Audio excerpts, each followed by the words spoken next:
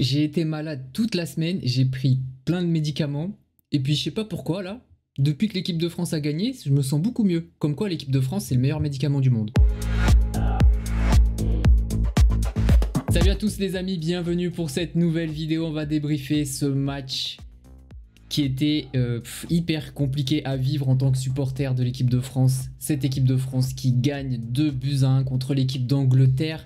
Un match hyper stressant, j'étais en apnée de la première à la 98e minute. C'était extrêmement difficile à vivre et pourtant la France l'a fait. Nous avons gagné 2-1 contre l'Angleterre, but de Tchouaméni, égalisation d'Harry Kane et un dernier but du GOAT d'Olivier Giroud. Je sais pas par où commencer ce débrief, ça va partir dans tous les sens, je vous préviens. Ah si, je sais par quoi on va commencer. Par la sponsor, c'est OneFootball qui sponsorise cette vidéo. OneFootball, c'est la meilleure application et vraiment, quand vous regardez les applications pour suivre l'actualité du football, vous regardez les notations, OneFootball, c'est la mieux notée. Donc c'est pas moi qui le dis, ce sont les utilisateurs. OneFootball, c'est la meilleure application pour suivre l'actualité du football. Elle est disponible dans tous les stores, elle est gratuite et vous pouvez la télécharger à partir du lien que j'ai mis en description. Waouh, la Coupe du Monde, c'est quand même quelque chose. Hein. Avant la Coupe du Monde, on l'a critiqué un petit peu. C'était en hiver, c'était au Qatar, c'est pas forcément un pays de football. On était tous là à critiquer et au final, c'est une Coupe du Monde incroyable.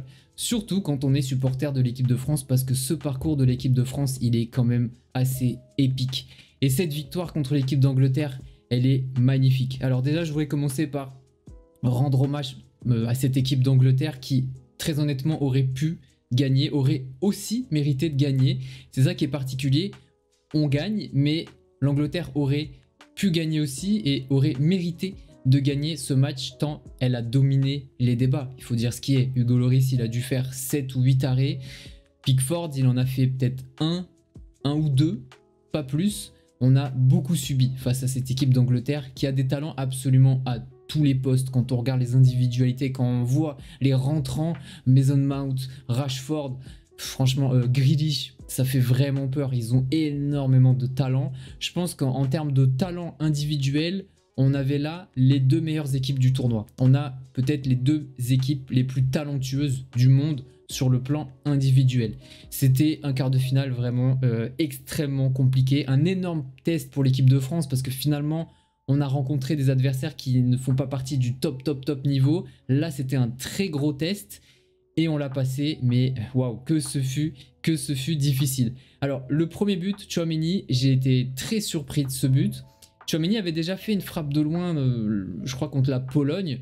Mais là, cette frappe, elle est très surprenante. Elle a surpris, je pense, vraiment tout le monde puisqu'il l'a fait sans élan. Avec quand même une opposition. Enfin, je crois que c'était Bellingham qui pressait sur lui. Ça l'a pas empêché de frapper sans élan et de la placer petit filet, une frappe plongeante petit filet à mi-hauteur, non pas à mi-hauteur, mais à ras de terre. Elle m'a vraiment beaucoup surpris. Cette frappe, on ouvre la marque. On n'a pas été très dangereux dans ce match, même Kylian Mbappé n'a pas été très dangereux. Je me souviens pas d'une frappe dangereuse de Kylian Mbappé finalement, mais il a été une menace constante pour l'Angleterre. Et même s'il fait pas un super match, bah, le fait qu'il soit là, c'est une force pour l'équipe de France parce que c'est un danger permanent et tu sentais que les Anglais se méfiaient énormément d'Mbappé. Quand on compare son match contre la Pologne, je trouve qu'Mbappé fait un meilleur match contre l'Angleterre, mais il est beaucoup moins dangereux. Et contre la Pologne, je trouve que techniquement, il fait un moins bon match, mais il met 2 buts. Donc voilà, ça me va. Hein. Moi, si Mbappé fait un super match et qu'il marque pas, et que d'autres s'en chargent, moi, ça me va très bien. Donc match d'Mbappé, plutôt bon, je trouve, techniquement, même s'il n'a pas été dangereux offensivement. Et après, individuellement, putain, je sais pas, ça part dans tous les sens, le débrief, là, je suis encore excité, en fait, je suis trop content. Hugo Lloris, incroyable. Il a fait une Coupe du Monde avant ce match.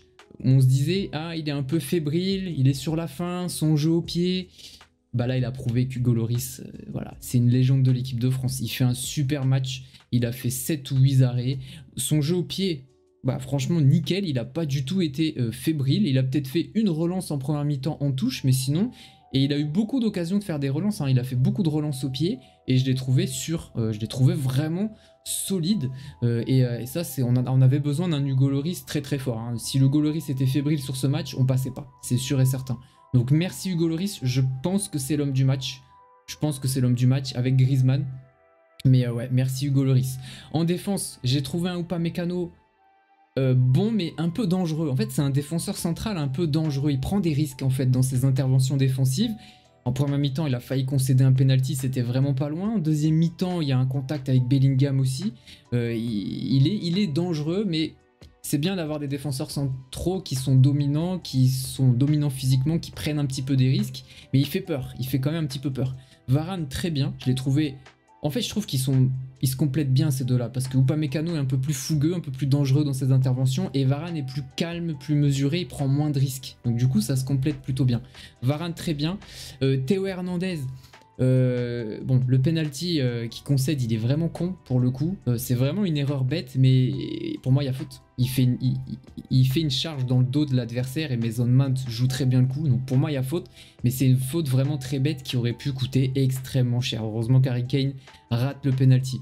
Mais je l'ai trouvé plutôt bon. Je trouve que vraiment, définitivement, il peut jouer arrière gauche dans une défense à 4. Ce n'est pas qu'un piston qui ne joue que dans une défense à 3. Non, il peut jouer latéral gauche dans une défense à 4. Ça, c'est très rassurant.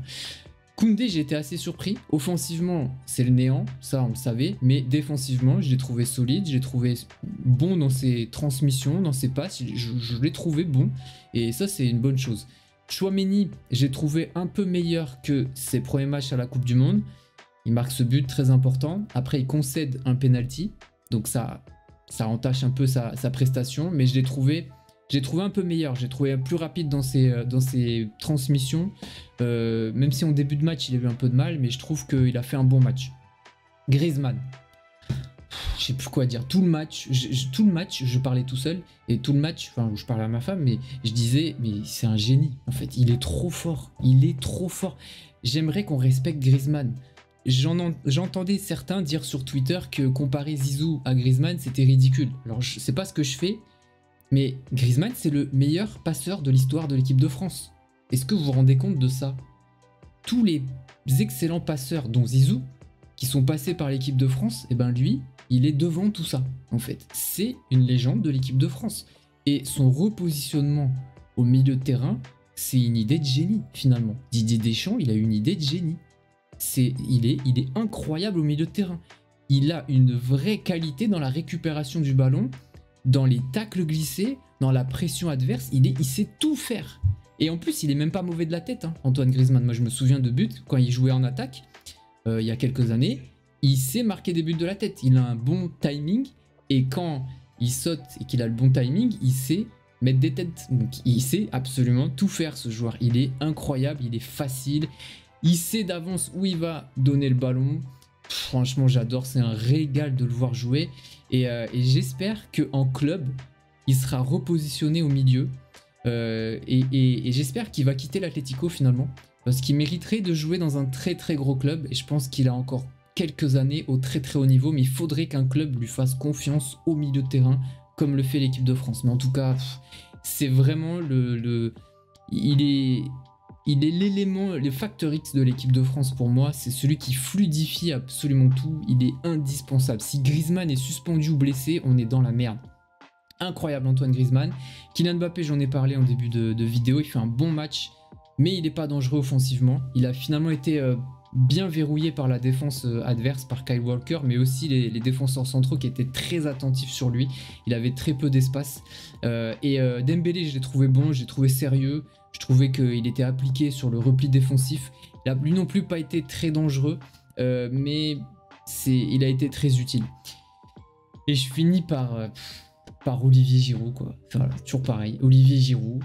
Maintenant, je veux plus rien entendre sur lui, quoi. Maintenant, c'est 4 buts dans cette Coupe du Monde. 4 buts. Il a 36 ans. Le karting qui met 4 buts. Il était censé être remplaçant. On n'était même pas sûr qu'il soit dans la liste pour la Coupe du Monde. Et au final, c'est l'attaquant titulaire. Et plus que ça, il est titulaire pendant 90 minutes. Il a joué tout le match, hein. Didier Deschamps ne voulait pas le sortir. Il devait le sortir à la place de Marcus Thuram, mais finalement, il a annulé le changement et il a laissé Olivier Giroud. Ça, c'est une marque de confiance quand même.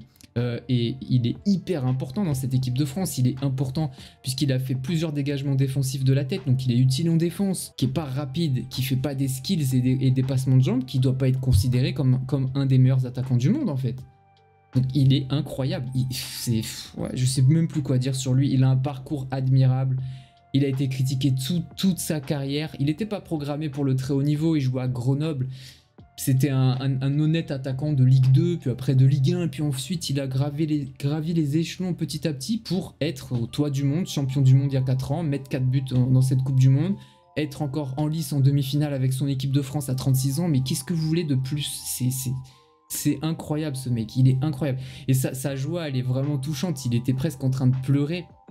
Parce qu'il a tellement... Même maintenant, on a l'impression qu'il a encore plein de choses à prouver. S'il n'a pas marqué un seul but. Et là, il y a encore des détracteurs d'Olivier Giroud, honnêtement. C'est incroyable. Et un dernier mot sur Didier Deschamps. Lui, c'est pareil. Hein. Après, tout le monde est critiqué. Mais Didier Deschamps... c'est un peu pareil, on le critique, ouais, son jeu, au niveau tactique c'est léger, au niveau du coaching, etc. C'est beau le foot, c'est beau d'être supporter d'une équipe. C'est dommage que je sois pas autant supporter de l'équipe de France que je le suis avec un club finalement.